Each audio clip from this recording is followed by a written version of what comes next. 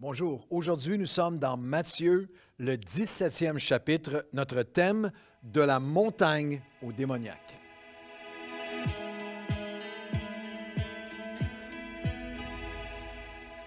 Bienvenue à tous. Dans Matthieu, chapitre 17, notre thème de la montagne au démoniaque, le chapitre commence avec ce que je nommerais comme, j'identifie comme une erreur qui est commune, mais qui est lourde de conséquences. Une erreur qui est commune, mais lourde de conséquences. Dans Matthieu 17, les versets 1 à 5.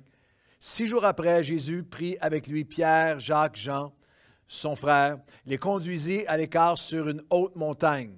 Et Jésus fut transfiguré devant eux. C'est le monde de la transfiguration. C'est absolument à couper le souffle. Son visage resplendit comme le soleil, ses vêtements devinrent blancs comme la lumière. Voici Moïse et Élie leur apparurent, s'entretenaient avec lui. Pierre, prenant la parole, dit à Jésus, « Seigneur ». Remarquez que c'est encore Pierre qui prend la parole. Toujours Pierre qui prend la parole, des fois pour le meilleur, des fois pour le pire. Mais ici, il exprime le désir de chacun. « Seigneur, il est bon que nous soyons ici.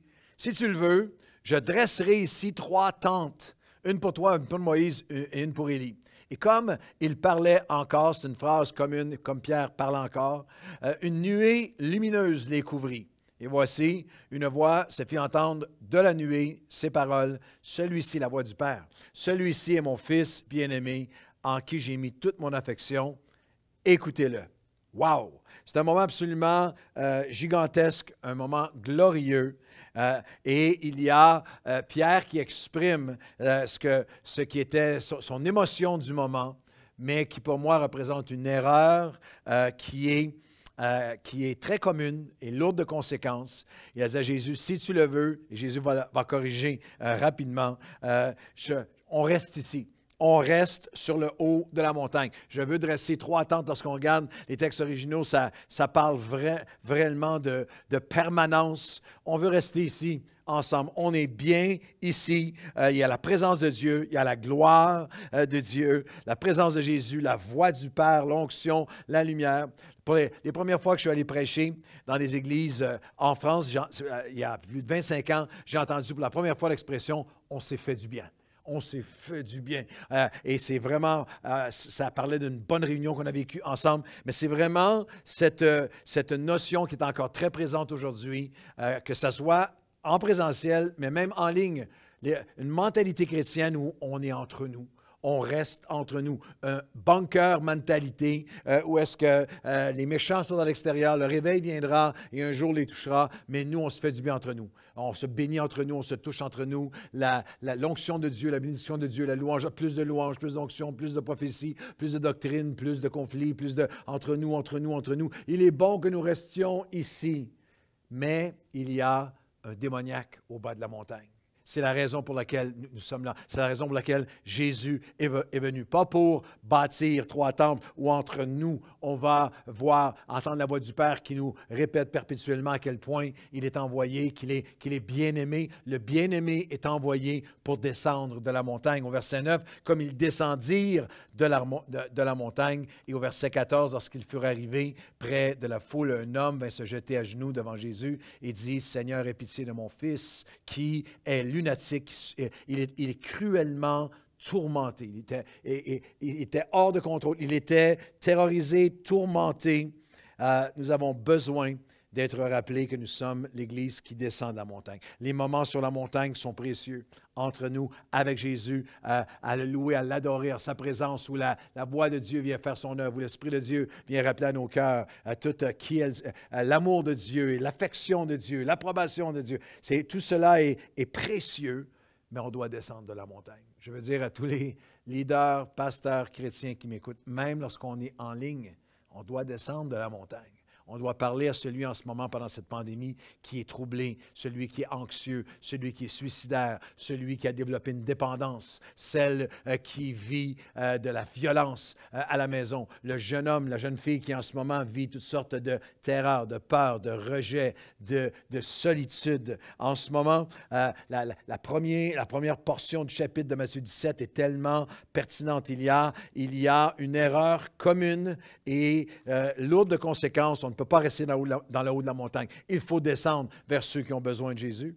La deuxième portion, c'est ce que j'appelle un examen et un constat courageux.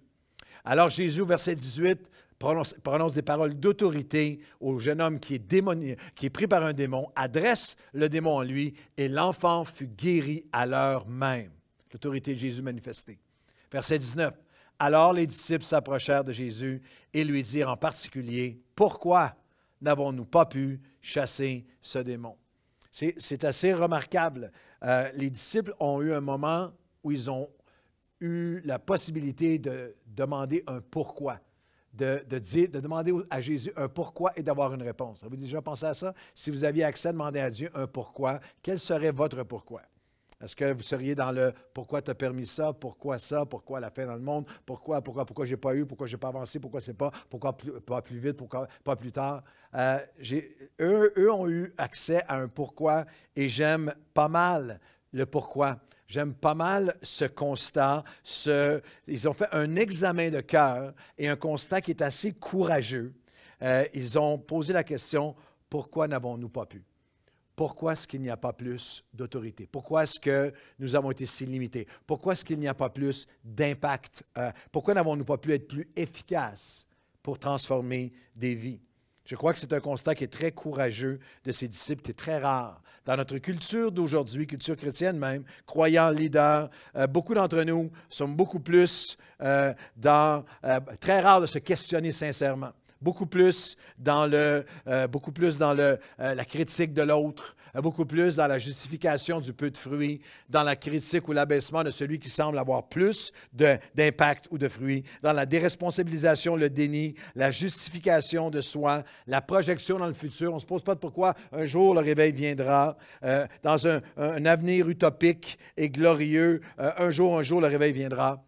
Écoutez-moi bien, il faut de meilleures questions pour avoir de meilleures croissances, de meilleurs changements, de meilleurs résultats.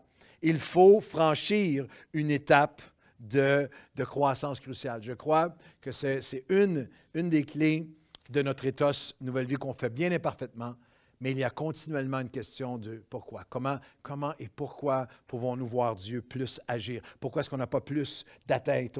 Pourquoi est-ce qu'on ne peut pas voir encore plus d'âmes être sauvées? Pourquoi Seigneur, comment est-ce que je peux voir ta main se manifester encore plus puissamment? Une erreur commune, mais toujours lourde de conséquences de rester sur la montagne. Un examen et un constat qui est courageux et qui amène à une étape de croissance concrète et cruciale. Pourquoi, Seigneur, comment est-ce qu'on peut avoir plus de puissance? Jésus a un diagnostic.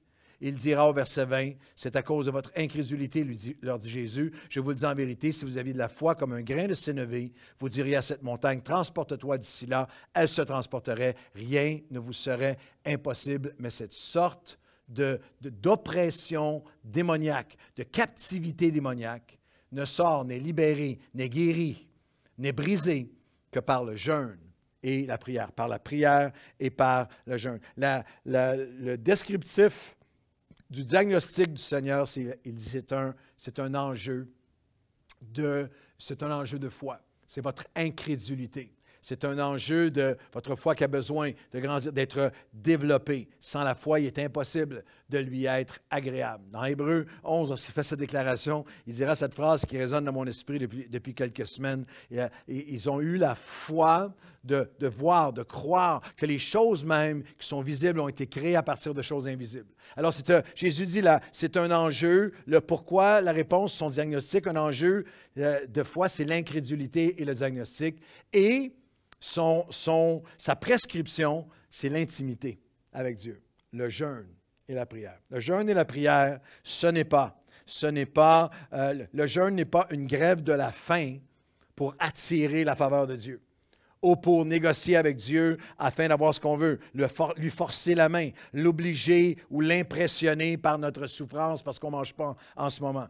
Non, le jeûne et la prière, c'est littéralement l'espace pour développer l'espace pour avoir une plus grande intimité avec Dieu. J'ai été invité tout récemment, je vais faire dans les prochaines semaines un webinaire. J'ai été invité par une organisation d'implanteurs d'église. On dit, Pasteur Claude, est-ce que tu peux venir nous enseigner sur le jeûne et la prière dans le ministère aujourd'hui? Vous savez, si nous prenons les 100, il y en a plus que ça, mais si nous prenons les 100 histoires les plus de grâce miraculeuse, de provision, de guérison, d'intervention divine, de croissance, alors que nous sommes en croissance exponentielle depuis 28 ans en Nouvelle Vie, si on prend les 100 histoires les plus miraculeuses, elles commencent toutes par la phrase « Nous étions en jeûne et prière lorsque ». Alors Jésus parle de cette dynamique de « Il y a une étape de croissance, il y a une mesure d'impact, de libération, d'onction, d'âmes sauvées, d'hommes libérés au pied de la montagne. Il y a une mesure de Dieu, d'action surnaturelle qui ne vient que par le jeûne et par la prière. Le jeûne et la prière élèvent notre vision de Dieu. Le jeûne et la prière vont nous permettre d'entendre la direction de Dieu. Le jeûne et la prière édifient notre esprit, nous fortifient. C'est le paradoxe. Alors que le corps s'affaiblit, ralentit, il y a dans le jeûne et la prière une fortification de notre esprit. Le jeûne et la prière édifient notre esprit. Le jeûne et la prière nous éloignent de ce qui nous éloigne de Dieu. Le jeûne et la prière, alors que nous éloignons, renions la chair, toutes les pulsions de la chair, de l'appétit, il y a cette dynamique spirituelle que le jeûne et la prière nous éloignent de ce qui nous éloigne de Dieu. Le jeûne et la prière éteignent, pas en permanence, pas pour toujours, mais permettent d'éteindre certaines des pulsions les plus toxiques dans nos vies. Le jeûne et la prière créent un espace avec Dieu. Un espace. C'est pour ça que ce n'est jamais seulement d'arrêter de manger. Ce n'est pas d'arrêter de se nourrir seulement. C'est que le jeûne et la prière permet un espace de communion avec Dieu, un espace pour prier, pour lire, pour méditer, pour écrire un journal spirituel, pour prendre des moments de worship, pour marcher. Moi, j'aime marcher lorsque je jeûne et prie et parler à Dieu, pour recevoir, pour être fortifié, pour la vision, pour la prière. Matthieu, chapitre 17, il y a cette progression.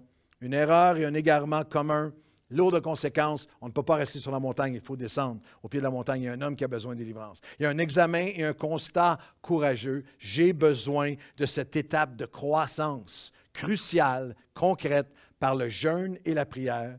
Et le jeûne et la prière crée un espace, non seulement pour conquérir, il y a une victoire, mais je voudrais le personnaliser, être renouvelé dans la conquête, la victoire, mais un espace aussi pour comprendre, pour revenir à une compréhension saine de ce que Dieu attend de nous, parce que dans Matthieu 17, ils vivent l'expérience de la transfiguration. C'est extraordinaire et c'est tellement clair qui Jésus est. Et pourtant, au verset 22, pendant qu'il parcourait la Galilée, tout de suite après, cette sorte de démonisation ne sort que par le jeûne et la prière. Pendant qu'il parcourait la Galilée, Matthieu 17, verset 22, il leur dit, « Le Fils de l'homme doit être livré entre les mains des hommes, et ils le feront mourir. Et le troisième jour, il le ressuscitera. Et ils furent profondément troublés, attristés. » Ils ne comprenaient pas encore. J'ai besoin, vous avez besoin, on a besoin ensemble de descendre de la montagne pour aller toucher ceux qui ont besoin de libération. Nous avons besoin de ce constant, de cet examen de cœur. Seigneur, j'ai besoin de cette prochaine étape de croissance, de créer un espace avec toi, afin que tu puisses venir me parler, afin que tu puisses m'aider à conquérir, à libérer, à fortifier d'autres, mais aussi que tu viennes élargir mon cœur, que tu viennes, Seigneur, par ton Saint-Esprit, me ramener à cette compréhension.